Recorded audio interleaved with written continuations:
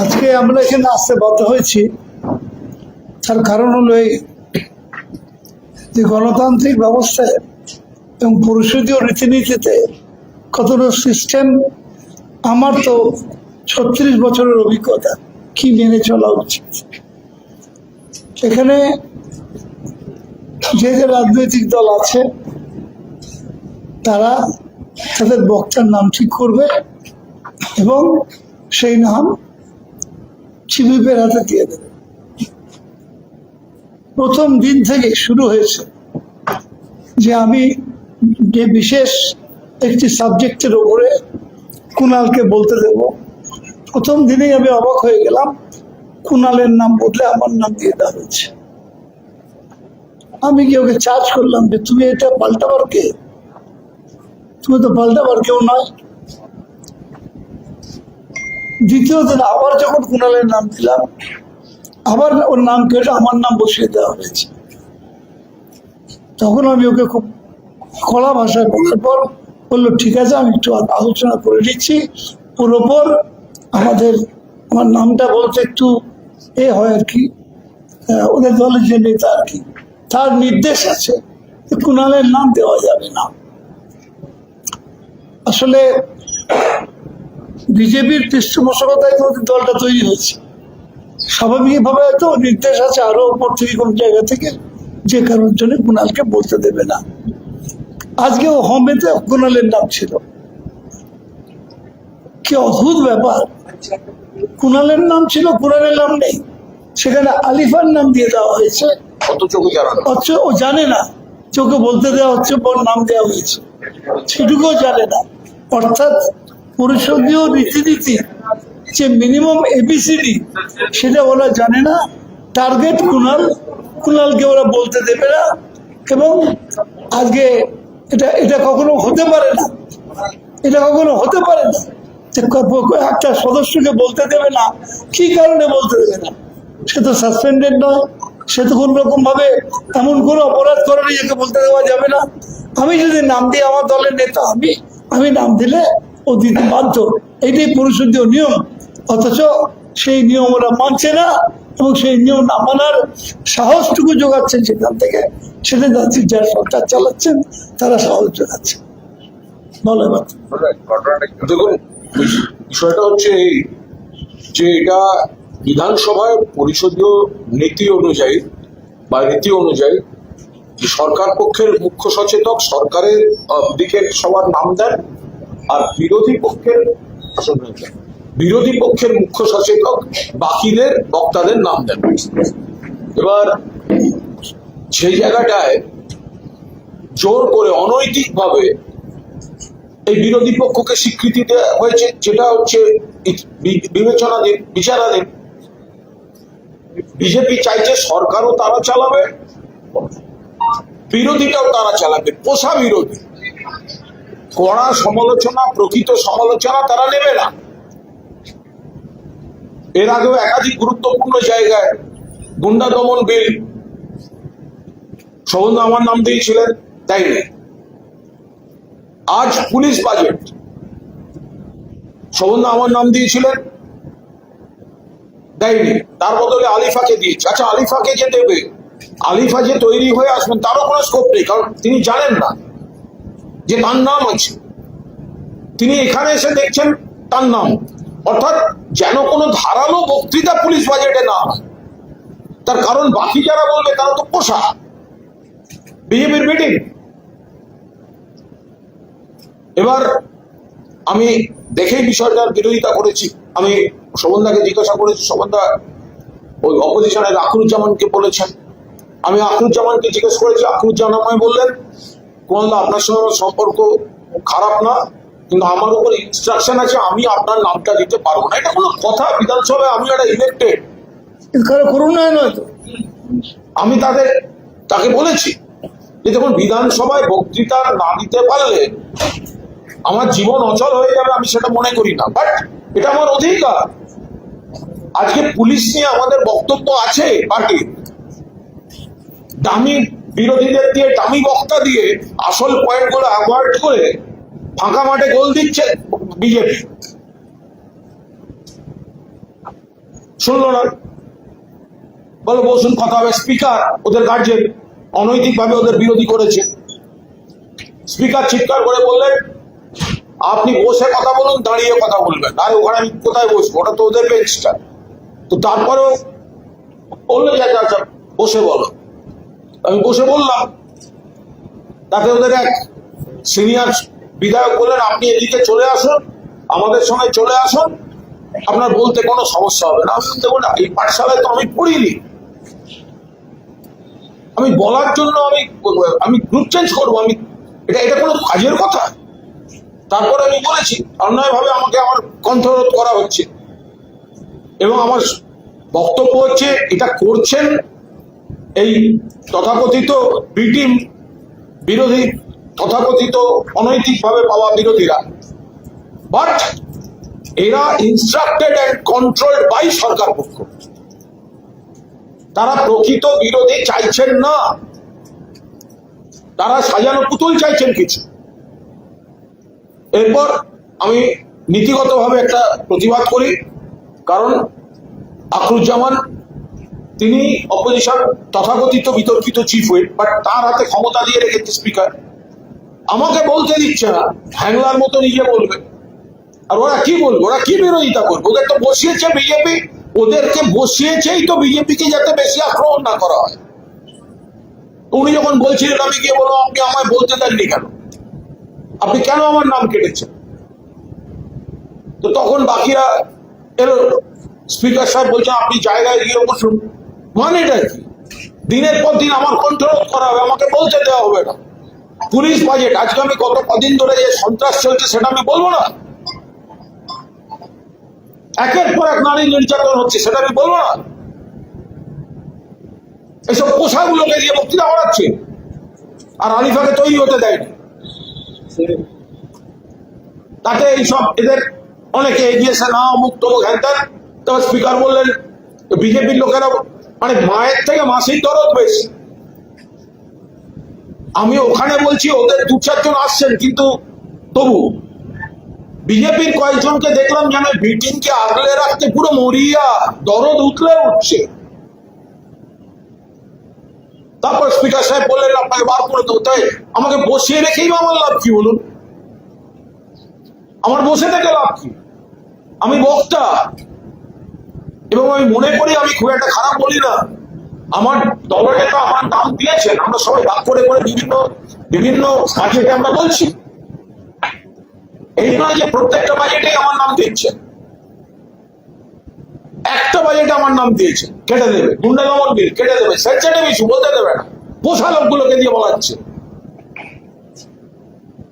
তারপরে স্পিকার বললেন বার করে দিতে।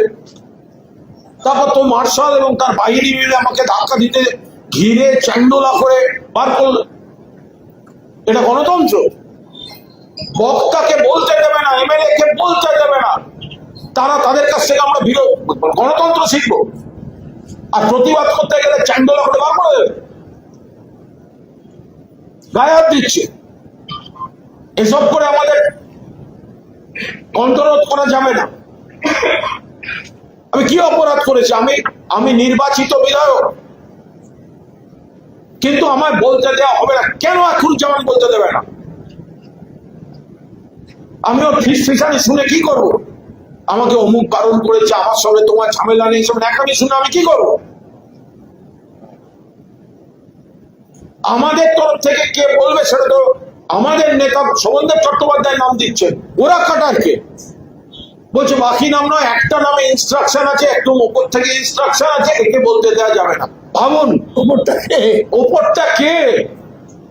চাটন তার উপরে নাকি চাটনের রাজনৈতিক বাবা? এই ওপরটা কে? ফলে আমরা এর বার করে দিয়েছে, সাসপেন্ড করেছে শুনেছি, আর আমাদের পুরো ওয়াকআউট করেছি। আমি কিন্তু এই ব্যাপারটা নিয়ে স্পিকারের কাছে গিয়েছিলাম। কেন? Speaker is the custodian of the house, সব মেম্বারের উনি কাস্টোডিয়ান। আমি বললাম স্যার আপনারই তো এটা আমাদেরকে আমাদের অধিকারটা প্রতিষ্ঠা করার ব্যাপারে আপনি তো মানে অগ্রণী ভূমিকা নেবেন। যে আমি যে নামটা দেবো সে তো বাইরে যেতে পারে না, যেতে পারে না। সুতরাং আপনি আমাকে একটা আলাদা ব্লক দিয়েছেন, আমরা ওদের সঙ্গে বসে নেই, আলাদা ব্লক আমাদের আলাদা অস্তিত্ব। সেখানে আপনি আমাদের যদি বলতে না দেওয়া হয় তো আপনি তো আমাদের সেখানে প্রোটেকশনটা দেবেন না, সেটা আমরা নিজেরা ঠিক করে নিই। এটা হতে পারে না কখনো। স্পিকারের কাছে গেছি, তার মানে দাঁড়িয়ে যাচ্ছে যে টার্গেট করে নিচ্ছে কাকে বলতে দেয়া হবে না। তাহলে এটাকে আপনি গণতন্ত্রের মন্দির কি বলবেন? এর আগে এরকম কোন নজির আছে? বিধানসভায় এই প্রথম এই ঘটনা ঘটছে যে একজনকে টার্গেট করে নিয়ে তাকে বলতে দেওয়া হবে না। সরকার পক্ষ এবং তাদের পোষা দামি দালাল তথাকথিত বিরোধীরা হাত মিলিয়ে একজনকে বলতে দেওয়া হবে না, এবং সে প্রতিবাদ করলে তাকে মার্শাল দিয়ে হাউস থেকে বার করে দেওয়া হবে। এর তীব্র নিন্দা করছি। আর আরেকটা বিষয় বলে রাখি, মাননীয় মুখ্যমন্ত্রী পুলিশ বাজেট নিয়ে বক্তৃতা শেষ করেছেন। এটা উনি পুলিশ বাজেট নিয়ে বলেননি, ওনার বক্তৃতা শুনে মনে হলো একটা তৃণমূল বাজেট নিয়ে বলেছেন। শয়নে স্বপনে জাগরণে তৃণমূল তৃণমূল তৃণমূল তৃণমূল তৃণমূল, মনে হলো কোনো পথসভায় বক্তৃতা করছেন। এটা মুখ্যমন্ত্রীর ভাষণ নয়, এটা রাজনৈতিক প্রতিহিংসায় ভরা একটি রাজনৈতিক দলের নেতার ভাষণ। মমতা বন্দ্যোপাধ্যায় মাননীয় প্রাক্তন মুখ্যমন্ত্রী, তাকে আক্রমণ করা, আমাদের সাংসদ অভিষেক বন্দ্যোপাধ্যায়কে আক্রমণ করা, গতকাল বিজেপি স্পন্সর যে সমাবেশ হয়েছিল সেটা প্লাস্টিকের চেয়ার সরকারের, আর মমতা বন্দ্যোপাধ্যায়ের নেতৃত্বে যে বিরাট সমাবেশ, সেইটা গা জ্বলে যাচ্ছে, সেটা বেরিয়ে আসছে। কিন্তু উনি তো মুখ্যমন্ত্রীর চেয়ারে পুলিশ বাজেট বলবেন। উনি সারাক্ষণ যে শরীরী ভাষা, যে মৌখিক ভাষা, যে চিন্তা ভাবনা নিয়ে আক্রমণটা চালিয়ে গেলেন, তাতে তো দেখে মনে হচ্ছে যে হোম বাজেট নয়, এটা একটা তৃণমূল বাজেট। এটা একটা তৃণমূলের মানে স্বতন্ত্র বিষয় নিয়ে উনি বলছেন। আগাগোড়া বক্তৃতা মমতা ব্যানার্জি, তৃণমূল, সমাবেশ আর অভিষেক ব্যানার্জি। অভিষেক ব্যানার্জি এই হাউসের সদস্য নন, অভিষেক ব্যানার্জি এই হাউসের সদস্য নন, অথচ তাকে আক্রমণ করে বা তাকে লক্ষ্য করে যেভাবে মুখ্যমন্ত্রী ভাষণ দিয়েছেন, তো স্পিকারের তো উচিত একদিন জবাবে ভাষণ দিতে অভিষেক বন্দ্যোপাধ্যায়কে বিধানসভায় আমন্ত্রণ জানানো। এটা কোন রীতি? যে ব্যক্তি বিধানসভার মেম্বার নন, এটা কিন্তু পার্লামেন্টে একই জিনিস, সেই ব্যক্তি যিনি সদস্য নন তাকে কেন্দ্র করে বলা যায় না। কিন্তু একটা জিনিস বোঝা গেল যে বিজেপি কোনোভাবে নির্বাচন কমিশন দিয়ে ক্ষমতায় হয়তো এসছে, কিন্তু ঘুম থেকে উঠে থেকে রাতের স্বপ্ন থেকে দুঃস্বপ্ন সবটাই এখনো মমতা বন্দ্যোপাধ্যায় আর তৃণমূল কংগ্রেস কেন্দ্রিক। নইলে এতবার পুলিশ বাজেটে মমতা বন্দ্যোপাধ্যায়ের অভিষেক বন্দ্যোপাধ্যায়কে পথসভার ভাষায় কেউ রাজনৈতিক আক্রমণ করে। রাগ হচ্ছে ওনাদের, ওনারা যাদের দায়িত্ব দিয়েছিলেন, ভাই তোরা ওরা আমরা সব সাপোর্ট দিচ্ছি, আর আমাদের একটা টাকা কেউ খরচা করেনি, কোনো বাস কোনো আনার ব্যবস্থা করা যায়নি, খাওয়া নেই, রাতে থাকা নেই, উল্টে মামলার পর মামলা, আটকের পর আটক।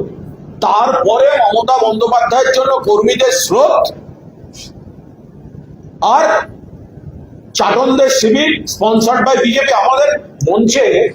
আমাদের মঞ্চের পাশে একটা পাবলিক টয়লেট ছিল, তো এখন পাবলিক টয়লেটের সামনে একটু ভিড় ছিল, কারণ অনেকে যাবেন দূর থেকে এসছেন। তো পাবলিক টয়লেটের সামনে যে ভিড়টা ছিল সেটা কিন্তু ওদের সমাবেশের থেকে বড় ছিল, এখন সেটা নিতে পারছে না, সেইটা পুরো আক্রোশটাই বক্তৃতা দিয়ে চলে গেল। এই বক্তৃতা মাননীয় মুখ্যমন্ত্রী বা মাননীয় পুলিশ মন্ত্রীর বক্তব্য হতে পারে না।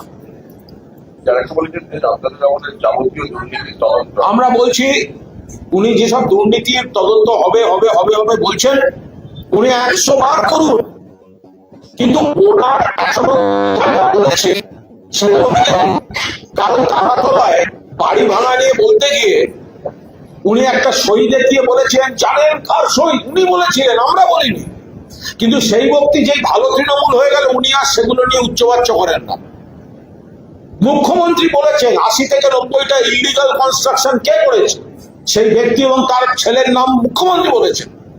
যেদিন থেকে তথাকথিত ভালো তৃণমূল, মুখ্যমন্ত্রীর আর মুখে তার নাম শোনা যায় না। ফলে উনি ব্যবস্থা নেব করবো মানে বুঝে নিতে হবে এটা কিন্তু হচ্ছে মিসড কল। মুখ্যমন্ত্রীর এই যে দেখে নেবো তদন্ত করছি খুলো, এটা হচ্ছে মিসড কল। অর্থাৎ যারা যারা আরো আছেন তদন্তে তারা চলে আসুন, তাহলে আমি বাঁচিয়ে দেবো, নইলে আমি পুলিশ, সিবিআই, ইডি এসব পাঠাবো। ওনার হুমকি মিসড কলে পরিণত। উনি বিধানসভায় দাঁড়িয়ে যাদের যাদের বিরুদ্ধে বলেছেন, প্রেস কনফারেন্সে নবান্নে বা অন্য কোথাও যাদের বিরুদ্ধে বলেছেন, আগে তাদের বিরুদ্ধে অ্যাকশন নিন, তারপর ওনার কথার বাস্তবতা আমরা বুঝবো। নারী নির্যাতন এবং একাধিক ঘটনার উল্লেখ করে আপনাদের সময় ভূমিকা খুব নিন্দনীয়। আলিফা বলুন। এখন একের পর এক নারী নির্যাতনের ঘটনা ঘটছে। গত দু মাসে যা হয়েছে ভয়ঙ্কর। এর আগে যে সামাজিক বিকৃতি যা ছিল, পুলিশ ব্যবস্থা নিয়েছে, দোষীকে গ্রেফতার করেছে, একের পর এক কেসের দ্রুত তদন্ত শেষ করে ফাঁসির আদেশ, যাবজ্জীবন এসব হয়েছে। মানে উনি যেটা বলতে চাইছেন, তাহলে উন্নাও, হাতরাস, প্রয়াগরাজ, বিলকিস, মধ্যপ্রদেশ, দিল্লি উনি ভুলে গেলেন? ইউপি, মণিপুর উনি ভুলে গেলেন সেগুলো?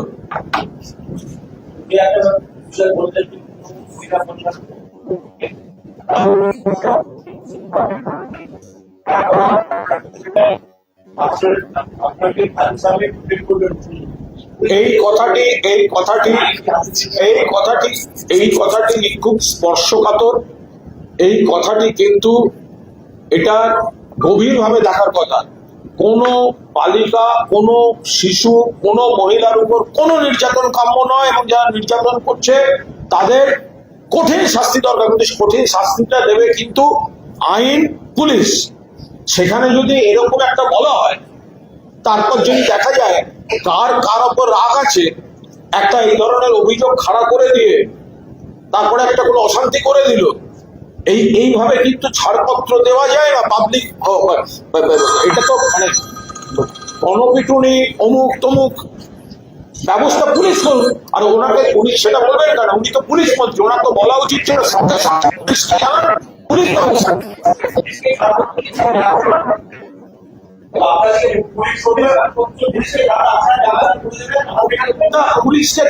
পুলিশকে ছাড়পত্র দিলে তো সেখানে কিছু বলার নেই। পুলিশ আইনের মতো চলুন না, কে বারণ করেছে? সেটাই তো আমরা চাই। পুলিশ আইনের কথা বলুন, কিন্তু দিল্লির রাস্তায় আমাদের সোনার মেয়েরা, কুস্তিগিররা রাস্তায় বসে থাকবে, শ্লীলতাহানির অভিযোগ বিজেপি সাংসদ ব্রিজভূষণের বিরুদ্ধে, আর অমিত শাহ পুলিশকে মেরে তুলে দেবে মেয়েদের, আর সেই বিজেপির মুখ্যমন্ত্রী বড় বড় কথা বলবে, সবটা একসঙ্গে চলতে পারে। এই তো ঘুরিয়ে এনকাউন্টারের কথা বলা হচ্ছে। আপনারা যা পারেন করে নিন। যা পারেন করে নিন কেন? যেটা আপনার রুল বুকে আছে, যেটা আইনে আছে, আপনি তো সেটা করবেন। আপনি দোষীকে ধরুন, আপনি চার্জশিট করুন, আপনি দ্রুত ট্রায়াল করুন, এবং আপনি শাস্তি দিন। নারী নির্যাতনে কঠোরতম ব্যবস্থা নিক পুলিশ, কিন্তু সেটা আইন মাফিক নিক। গতকাল মমতা বন্দ্যোপাধ্যায়ের সঙ্গে মোটামুটির পর আজকে সংসদে শ্রমিক ভট্টাচার্যকে দেখা গেছে কল্যাণ বন্দ্যোপাধ্যায়ের সঙ্গে ঘনিষ্ঠভাবে কথা বলছে। এগুলো কোনো কাজের কথা না, কার সঙ্গে কাটছে না। শুনুন, আমি আপনার একটা কথা বলি। আপনাদের কালকে সময় সুযোগ হয়নি, আমি জানি আপনাদের সময় সুযোগ হয়নি। আমাদের সমাবেশটার জনগণ কতটা ছিল সেটা দেখাবার সময় সুযোগ আপনাদের হয়নি। আপনারা কল্যাণ বন্দ্যোপাধ্যায়ের একটা বা দুটো কি বক্তব্য, সেইটা দেখাবার সময় সুযোগ নিয়ে আপনারা ব্যস্ত, সেটা আপনাদের প্রবলেম। কিন্তু কল্যাণ বন্দ্যোপাধ্যায়ের দুটো কথা, এক হচ্ছে তৃণমূলে আছি, মমতা দিকে ছেড়ে যাব না, আমি ওই 60 জন আর 20 জনের মধ্যে আমি পড়ি না। এর বাইরে একজন সিনিয়র সাংসদ, সিনিয়র নেতা কখন কোন মুডে কি একটা দুটো বলে ফেলেছে কি বলেনি, তিনি আমাদের তৃণমূল পরিবারের একজন অন্যতম সম্পদ, মমতাদির দীর্ঘদিনের সাথী। ফলে সাদা কাগজ দিন, সই করে দিচ্ছি, কল্যাণ বন্দ্যোপাধ্যায় তৃণমূল কংগ্রেস ছেড়ে মমতাজিকে ছেড়ে কোথাও যাচ্ছে না। বলছি মদন মিত্র আমার ওখানে বসেই বলেছে, ওদের বেঞ্চে বসে জাভেদ খান আমায় বললেন আপনি এদিকে চলে আসুন, আপনার বলার প্রবলেম হবে না। পাশে বসেছিলেন ফিরাদ হাকিম, পাশে বসেছিলেন আখরুজ্জামান, কিছুটা অংশ শোভনদার পাশ থেকে শুনতে পাচ্ছি।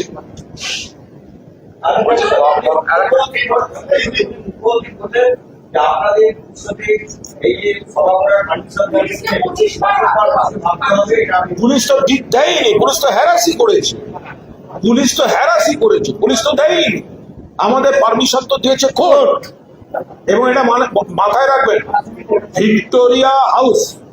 ভিক্টোরিয়া হাউসের সামনে মূল মঞ্চ, সেখান থেকে ট্রাম লাইনের ডিফারেন্স হচ্ছে 100 মিটার, 100 মিটার এই লম্বাটা।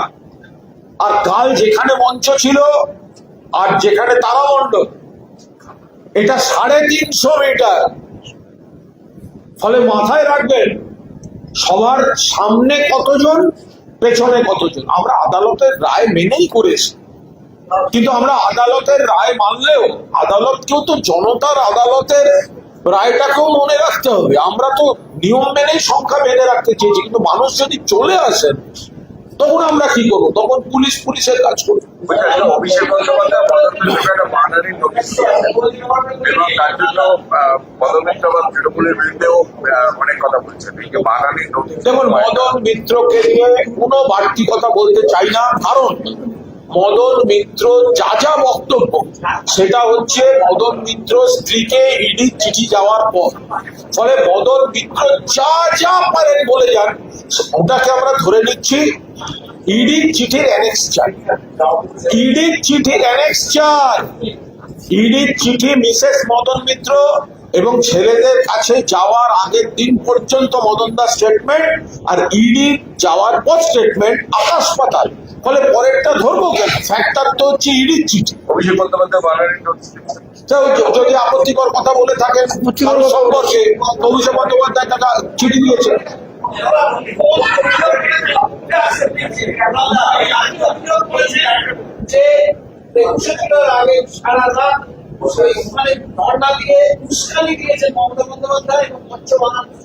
মুখ্যমন্ত্রী 21শে জুলাইয়ের আগের রাত সম্পর্কে সম্পূর্ণ ভিত্তিহীন বিকৃত স্টেটমেন্ট দিয়েছেন। সেদিন মমতা বন্দ্যোপাধ্যায় ওখানে গেছিলেন, ওই হামলা হয়ে যাওয়ার পর পুলিশ সবাই জানে যে কোন বাহিনী এসে হামলা করেছিল। ওনার উচিত ছিল তাদেরকে অ্যারেস্ট করানো। শুধু তাই নয়, সেদিন বেছে বেছে অনেকের বাড়ি পর্যন্ত হামলা হয়েছে। আমার বাড়িতে লোক গেছিল, সে বাহিনী কারা গেছিল সে আমি জানি। আমি সঙ্গে সঙ্গে এক্স হ্যান্ডেলেও কলকাতা পুলিশকে ট্যাগ করে পোস্ট করেছি। আমাদের অসিত মজুমদার থেকে শুরু করে বহু জায়গায় যারা সংগঠক মেরেছে, তাদের সকাল থেকে আটকে রাখা হয়েছে, আগের দিন থেকে আটকে রাখা হয়েছে, সব করেছে পুলিশ। গোটাটা করেছে পুলিশ, যাতে আমাদের সভাটা ক্ষতিগ্রস্ত হয়, বানচাল হয়। এখন মানুষ যখন উপচে দিয়েছেন, সেই রাত থেকে বিজেপি নেতারা এখন বড় বড় কথা বলছে। উনি কেউই নয়, উনিও নয়, কেউই নয়। अच्छा एक मिनट बोले राखी। देखिए, आज असेंबली में हमको वो मार्शल देकर हमको पुश करके चैंगुलर हिंदी हम जानी ना, हमको उठाकर खींचकर बाहर फेंक दिया गया, क्योंकि एक बड़ा कंस्पिरेसी चल रहा है। ये लोग हमको बोलने नहीं देगा। हमारा leader Sovandeb Chatterjee different important issues में हम सब लोगों को, सब जो पूरा एमएलए टीम है, वो के कौन किस पे बोलेगा, ये तो सब शोभनदेव चट्टोपाध्याय सबमिट करते हैं।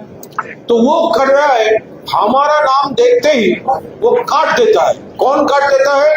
ये सो कॉल्ड जो ऑपोजिशन चीफ व्हिप है, क्योंकि ये रीति है, ऑपोजिशन में कौन बोलेगा ये ऑपोजिशन चीफ व्हिप को देना पड़ेगा। और वो स्पीकर साहब उसको केस सब्जुडिस है, लेकिन उसको पावर दिया है और वो हमारा नाम डिलीट कर रहा है। तो बार बार ऐसा हो रहा है, और शायद भाजपा भी ये चाहते हैं वो लोग तो बी टीम चाहते हैं, उनका बी टीम ऑपोजिशन में, रियल ऑपोजिशन होगा नहीं, पॉइंट्स होगा नहीं, लॉजिक होगा नहीं, स्पीचेस वीक होगा। तो रियल जो स्पीकर्स है, रियल जो तृणमूल है, रियल जो ऑपोजिशन है, वो सप्रेस करने का कोशिश कर रहा है। तो हुआ ऐसा, तो हमारा नाम फिर आज काट दिया। मैंने बोला वो अखरुज्जामान को, क्या हुआ, शोभनदा ने बोला, और हमारा नाम काटकर आलिफा जी का नाम दे दिया। अरे दे तो दिया, उसको तो इन्फॉर्म करना चाहिए।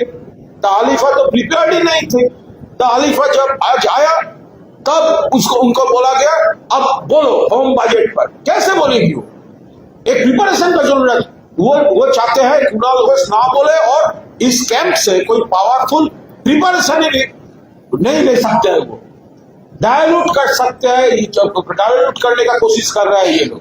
तो हुआ ऐसा, फिर वो अखरुज्जामान जब बोल रहे थे तो मैंने किया कि हमारा नाम आप डिलीट क्यों किया, क्यों बात दिया।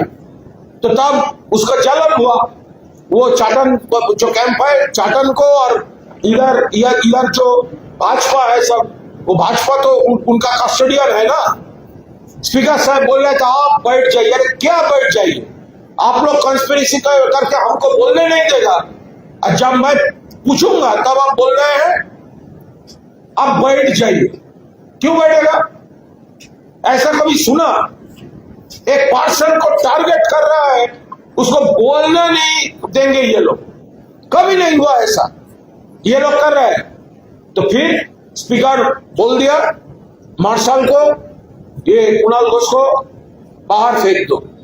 तो वो मार्शल का जो टीम है वो हमको पुश करके, वो क्या हिंदी खींच के घसीट के, खींच के, और क्या है वो खींच के घसीट के उठा के वो हमको बाहर निकल दिया और आज के लिए सस्पेंड किया। ऐसे ये कॉन्स्पिरेसी डायलॉग नहीं होगा। एक एमएलए, इलेक्टेड एमएलए का हक है बोलने का, और हमारा टीम से कौन बोलेगा वो शोभन चट्टोपाध्याय फाइनल नेम देगा, उसका कोई राइट नहीं है। और अगर है तो उनको पब्लिकली बोलना होगा कि क्यों कुणाल घोष, कौन बोल रहा है, कौन कुणाल घोष को गला दबाने का कोशिश कर रहा है, ये तो उनको बोलना पड़ेगा। ऐसा ही हुआ आज। हाँ, ये पुलिस बजट है, वो दिन गुंडा दमन बिल था, तो ये तो गवर्नमेंट शायद नहीं चाहता है कि हमारा कैंप पावरफुली प्रिपरेशन लेकर कुछ पावरफुल क्रिटिसिज्म करे। हमारा बहुत कुछ कहना था। ये जो एट्रोसिटीज चल रहा है हमारा पार्टी के ऊपर, ये जो लॉ एंड ऑर्डर कोलैप्स कर रहा है, पॉलिटिकली पुलिस यूज हो रहा है, तो बोलना चाहिए था। और भाजपा जानते हैं, रूलिंग पार्टी जानते हैं, उसका जो बी टीम है जिसको बैठा के रखा है धूम हिलाने के लिए, इसीलिए तो उनको बोलने देगा, लेकिन हमको बोलने नहीं देगा। इंपॉर्टेंट, सेंसिटिव वो लोग डिस्टर्ब कर रहे हैं और हमारा जो राइट है वो छीना जाता है। सीएम का पुलिस बजट कोई सीएम का स्पीच ही नहीं है, और ये पुलिस बजट का स्पीच नहीं है, ये अलग तृणमूल बजट है।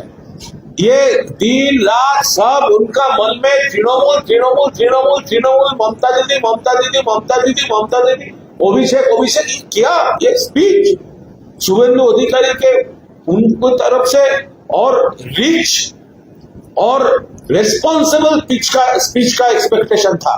लेकिन ऐसा लग रहा है वो सीएम तो बन गया है, भाजपा जीत तो गया है इलेक्शन कमीशन को हेल्प लेकर, लेकिन उनका डर है ये ममता दीदी का ऊपर, उनका डर है तृणमूल कांग्रेस का। जो रैली, जो पब्लिक सपोर्ट ममता दीदी को मिला, उससे ये डर और बढ़ गया। इसीलिए पूरा स्पीच कैसा वो राग है उनका, पॉलिटिकल विंडिक्टिव एटीट्यूड है। सीएम के स्पीच बहुत कंस्ट्रक्टिव होना चाहिए था। आप तो सीएम है, 2 महीना हुआ आप सीएम है, तू एक पॉलिटिकल स्ट्रीट कॉर्नर नहीं है। और कैसा हुआ आज उनका जो स्पॉन्सर, वो जो ताकिया तृणमूल का जो बीजेपी स्पॉन्सर्ड जो मीटिंग था, उनमें तो प्लास्टिक चेयर भी पूरा नहीं हुआ, इसीलिए थोड़ा फ्रस्ट्रेशन कम कर रहे थे। तो अब दीदी का मीटिंग पूरा बहुत सारे आदमी, तो इसीलिए वो स्पीच में तो थोड़ा एक पॉलिटिकल विंडिक्टिव स्पीच हो गया। होएगा क्या? हम याद नहीं। অনেক কথা হয়ে গেছে।